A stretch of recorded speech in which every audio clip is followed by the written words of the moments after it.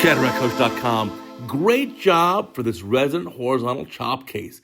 This is case 44 for this Brazilian ophthalmology resident. Now watch this case here, and we're going to have such an amazing time with this case. Now I'm so impressed. Let me tell you, for case 44, this is fantastic. Now, if you're the surgeon who's operating here, don't let this go to your head. You're doing a great job, by the way, fantastic. And especially if you go to retinarounds.com and you sign up for the retina channel and you learn all the retina material as well, because you got to know everything. But this new generation of young ophthalmologists is really amazing. Even though that incision has a little bit of a chevron sign to it. You see that? Yeah, I saw that too. Anyway, you need to make a better incision. But for case 44, this is really fantastic. This is amazing. Doing a fantastic job here. Yes, we have the video sped up. This video is at 4x normal speed. So don't, think this is a 5-minute video or 5-minute surgery. It's a 5-minute video, but it's a 20-minute surgery, and that's perfectly fine for case 44 here. Now, with a little trypan blue dye, you can see getting a nice rhexis done. But just this technique to achieve a rhexis like this after 44 cases, even though right there it went out a little bit, it's a pretty good rhexis. Now, it did radialize a little bit out there. It kind of got a little bit big. It's not perfectly centered. But for case 44, you're doing a great job. Now, that's the advantage of the young generation. This young generation can shorten the learning curve because the young generation can learn from our videos and our mistakes. There hasn't been a time previously where you had a library of surgical videos and all the secrets and the whole 2,500 videos of Cataract Coach on your phone. You can stream it live anytime you want from anywhere on the planet. That's amazing. Now, look at this horizontal chop. Now, you didn't quite get it. That's okay. I like that you have the tenacity to try again. Propagate the chop a little bit. Again, remember the video is 4x normal speed. Chopper going around. It's a beautiful technique here.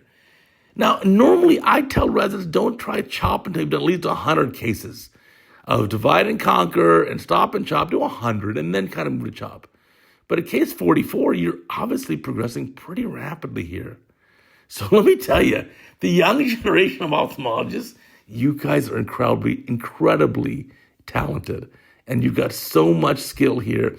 Maybe this is that lifelong of playing video games growing up and that hand-eye coordination is just off the charts. And you're all a little bit myopic too, so your near vision's fantastic. And I don't know what it is, but it's really great. I'm really proud of you. So keep up the good learning here.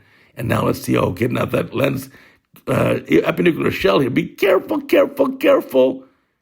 Wow, for case 44 to remove epinucleus like that? Now, even if this resident is not being truthful, this is case 144 or 244, it's still great. And remember, with all resident cases, even if you ask me to put your name on it, I'm not putting your name. Resident cases are, by definition, anonymous. And look at this. This is just great. So cortex removal is going okay.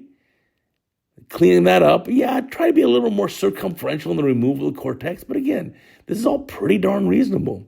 And doing a 20-something minute cataract surgery as case 44 is beautiful. It's really fantastic. Again, the rhexis looks pretty good, nice and round. I guess it's reasonably centered. I mean, the dilation is not perfectly symmetric, so maybe that contributes to it. Let's get the lens in the bag, and then we'll see. Now, hopefully the lens is being loaded by the resident, and that's a good sign because as a surgeon, you need to know how to do everything. Enlarging the incision a little bit. Okay. I wish you held on to the eye when you enlarged. 3-piece lens. Okay, let's see why.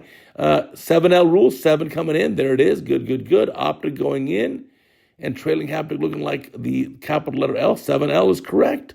That looks good. Good orientation of the lens.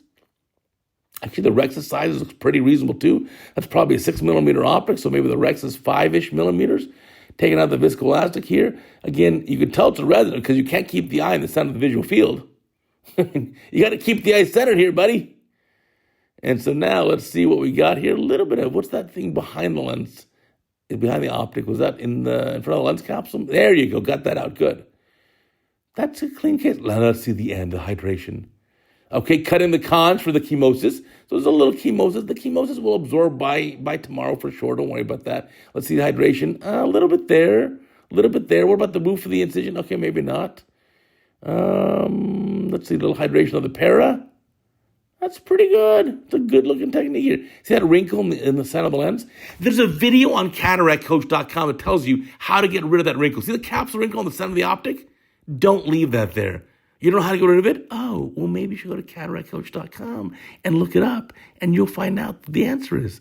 And I'm not going to tell you. You got to go look it up.